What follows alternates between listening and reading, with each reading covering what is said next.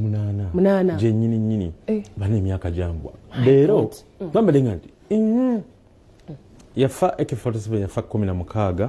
omwezi gw'okusatu 2015 lwaki obandoza 16 ne mbuziza n'abantu bonna baga 15 nengena ne ku Google nganze mpulira like emyaka jambwa changwa n'omuntu bwafanga n'abaluma nnyo twandoza abayimbi abo oyo AK47 golabye isokolekemu awo okuvaawo awo Dennis emabega wali wovudde nti AK47 ne Moze Radio abo wabula baba engege bafe enfanga yeewunyisa ate nga tebakuze bato kyewunyisa awo bifaananyi ebyo olaba ekigambo nsambya waggulu wali emabega abo bali bayingira nsambya hospital gye baali batuta omulambo nga ekyali awo siri kyerabira ekiro ekyo tambuzaamu olwaleero emikolo gye giri ekalangaalo so gyali badde gibeerawo 16 naye gibeddewo olwaleero awo yentaana bazimbyeyo n'enju ennungi va kayumba kali ekalangaala emiti ya n'eri akatukuba enkikwe kankuba omutwe nakayumba kali naye mwebale nnyo baganda be Jose Camillion Wizo abo be balungu bakula bali Bungereza Nalongo webale nnyo okuza abaana oyo n'oyo wabala oyo Nalongo ono yatwalibwa Rabadaba mumanyi bulungi wabula barabara nawe watumanyiira oyo mugenzi waffe yafa muto tegedde Lydia njagala nkubira ennyumba eyo Lydia yagenzeeyo ku lwaffe atuleetera ebintu oyo mukulu we Camillion Wizo ani oli omulala Palasa ina concert mu June nga mwenda Heroes Day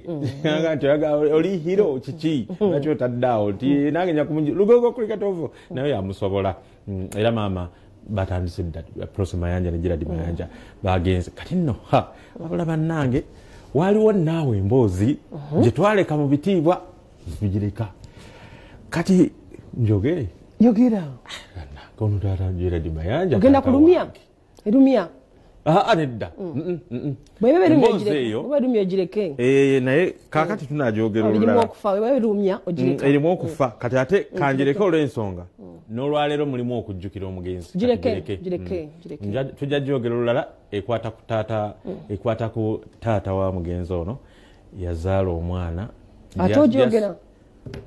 katugireke ebintu by'oluga olina okubeeramu ak'obuzadde kituufu ate eyo taata wange kakati katudde ku ene y'emiremberembe sorry rest in peace my brother campaign zikudde ejjembe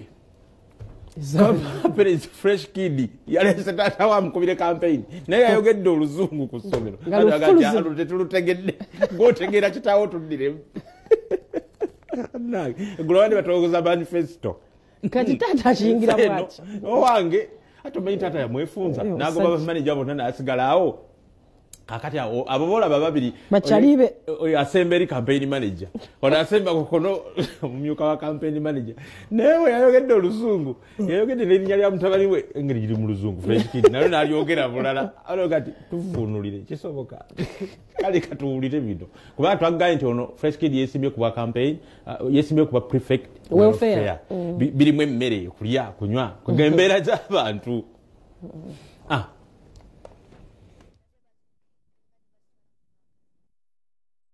anti tuli mu campaigninga prefect of welfare era kintu twatukubye dda tulina obanga fe abawamu anti bamanaja bange campaigning betukola nabo kuba tosobola kikola wekka bampita Ntale Liam ni campaign manager wa Patrick leero tubadde mu main hall na tukola campaign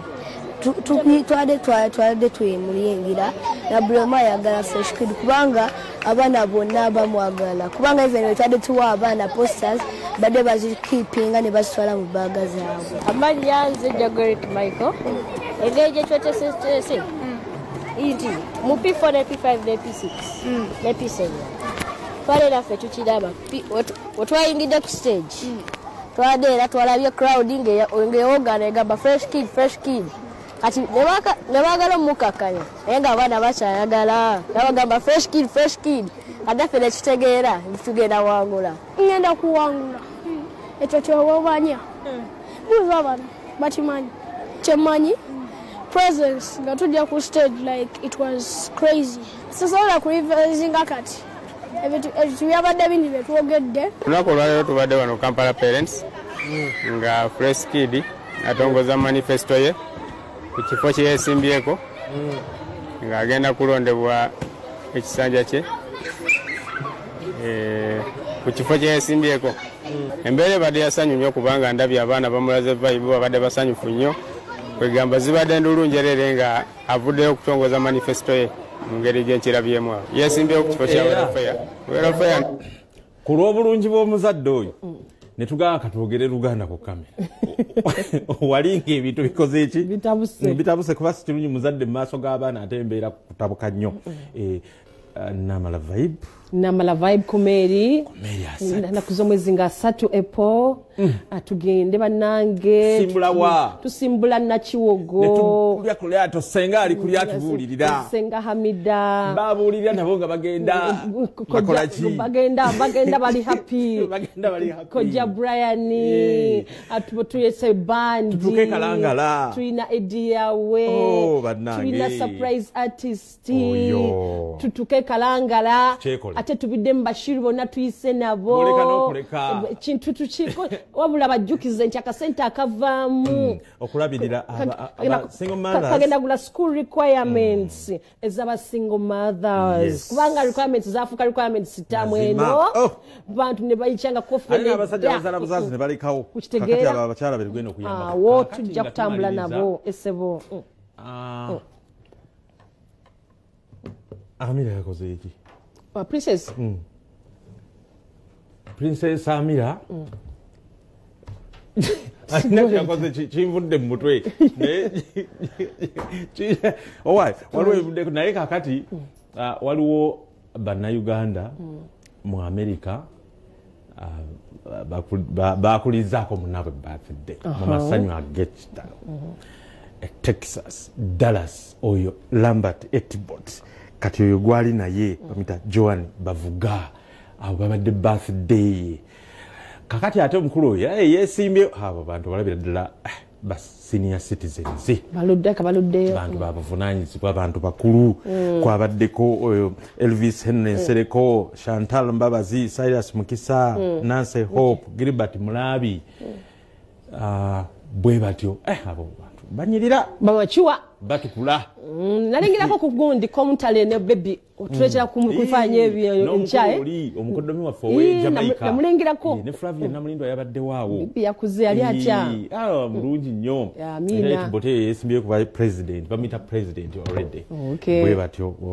kibina kyayo ne kikulembera bana Uganda mu America yabadde twaza happy birthday yabadde meet and greet bonna mu America bakunganiddawo Dallas Texas ne bamukulizaako olunaku olwo katuka basibule tubalekere omukolo nga bwe gwabadde atuchitadde abalungi nencha tuddamu basabo ne banyabo era nga tubaza crew talabana yenge kola producer Justin nakagwa ali ku control ali mu chuma aitwa Dennis Mukisa social media team mwebale nnyo mwebale Dela Josephine Nsubuga camera ne crew yenze owembwa Dora Namala akume atakomina mpira. Good morning.